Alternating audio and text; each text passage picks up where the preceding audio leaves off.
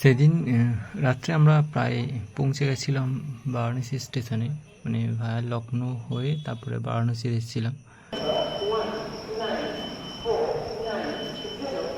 তো দিন সকালটা হতেই সঙ্গে সঙ্গে বেরিয়ে পড়লাম কাশী বিশ্বনাথের উদ্দেশ্যে। এবার লখনৌ বারাণসী স্টেশনের আশেপাশে অটো স্ট্যান্ড ছিল, কিন্তু অটো স্ট্যান্ডের অবস্থা ঠিকঠাক না, মানে এতটা ঘিঞ্জি এরিয়াটা, যে যার মতো মানে পারবে ওখান থেকেই গাড়িতে তুলে নেবে। আর ওদের একটা নির্দিষ্ট রেট থাকে, তার থেকে বেশি নেই।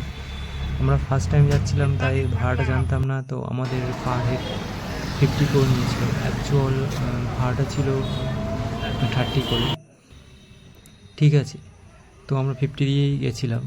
তো আর আরেকটা ব্যাপার, এখানে অটোওয়ালাগুলোর সঙ্গে যে যারা হোটেল থাকে, মানে দূরবর্তী যারা হোটেলগুলো রয়েছে, সেই হোটেলের কন্ট্যাক্ট থাকে, মানে তারা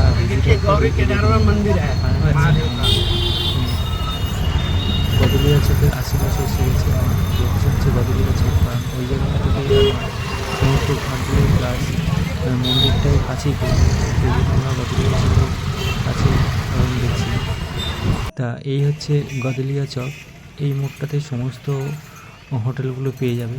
তবে যেহেতু মেন কনজেস্টেড এরিয়া, তো সেখানে এর হোটেলের বাজেট একটু বেশি এই এরিয়াতে, মানে সবাই প্রেফার করে এই এরিয়াতে। এবার এই এরিয়া থেকে যদি একটু দূরে যাওয়া যায়, তো সেখানে হোটেলের রেটগুলো অনেকটা কম হয়।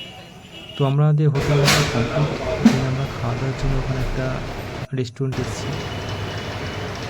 ঠিক আছে, তো রেস্টুরেন্টটা হচ্ছে লবকুশ হোটেল ছিল। ওটা হচ্ছে পুরোপুরি নিরামিষ, আমরা জানতাম না।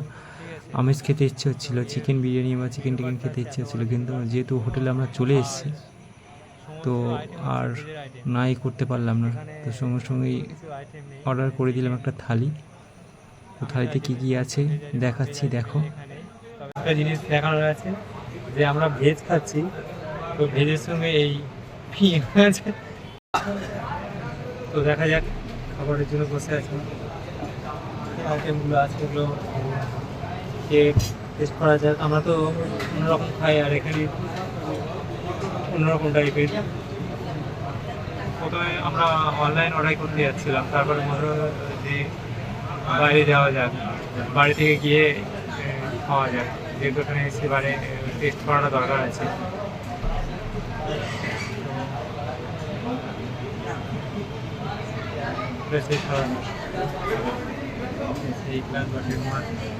এগুলো সব এখানে রাখা আছে। বুঝতে পারিনি এটা ভেজ হোটেল, আমাদের নন ভেজ খাওয়ার ইচ্ছা ছিল।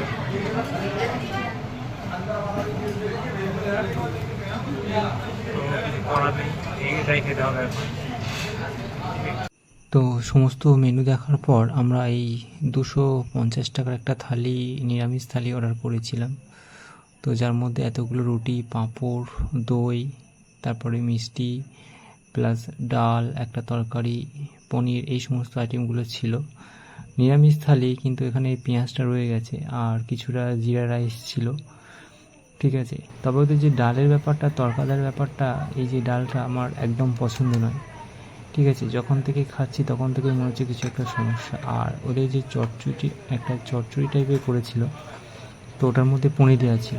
তবে সবথেকে বেশি খেতে ভালো লেগেছে পনিরের একটা আইটেম ছিল, কি আমি জানি না ঠিক নামটা, তবে ওই পনিরের আইটেমটা বেশ ভালো ছিল।